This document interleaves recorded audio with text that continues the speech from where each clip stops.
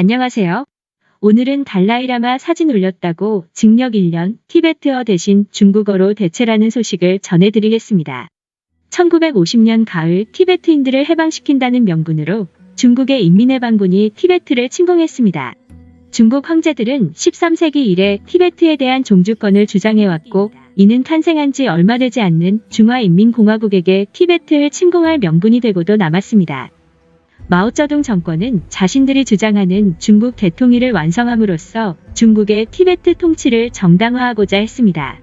달라이라마를 국가 지도자로 하는 신정 체제하에 티베트는 독립국이기는 했지만 중국에 저항하기에는 너무 약했습니다. 중국 정부가 최근 티베트인을 정신적 지도자 달라이라마와 티베트 불교로부터 분리하고 그 자리를 시진핑 중국 국가주석의 지도와 중국 공산당 사상으로 대체하려는 노력에 가속도를 높이고 있습니다. 영국 시사주간지 이코노미스트는 최근 중국 당국이 티베트에서 진행하고 있는 중국화 작업은 지난 1959년 티베트 봉기 이후 가장 강력하게 시행되고 있다고 평가했습니다. 티베트 봉기는 1959년 발생한 티베트인들의 반중국 폭동을 중국 당국이 대규모 인민해방군을 동원해 진압한 사건으로, 이 일로 달라이라마가 인도 다람살라로 탈출해 망명정부를 수립했습니다. 학교에서는 중국 중앙정부와 공산당에 대한 애국교육이 강조되고 있습니다. 학급에서는 티베트어의 자리를 중국어 만다린로 대체하고 있습니다. 지난 2008년 독립을 요구하는 티베트인들의 대규모 시위 이후엔 현지 주민들에 대한 보안 단속이 강화됐고, 외국인들에 의한 티베트 여행 제한도 대폭 강화됐습니다. 특히 취재를 목적으로 한 기자들의 입국은 철저히 통제되고 있습니다. 티베트 지역에선 신장 지역처럼 주민들이 일명 직업훈련소로 불리는 수용소로 강제로 들어가는 경우는 없습니다. 하지만 티베트와 신장 지역에서 펼쳐지고 있는 중국화 작업의 공통점은 현지 종교에 대한 탄압을 통해 주민들에게 미치는 영향력을 없앤다는 점입니다. 특히 달라이라마와 티베트인 사이의 연결고리를 끊는데 중국 당국은 집중하고 있습니다. 티베트인들은 2012년 시 주석 집권 후 달라이라마의 종교적 가르침에 참석하기 위해 인도 다람살라로 여행하는 것마저 금지당했습니다.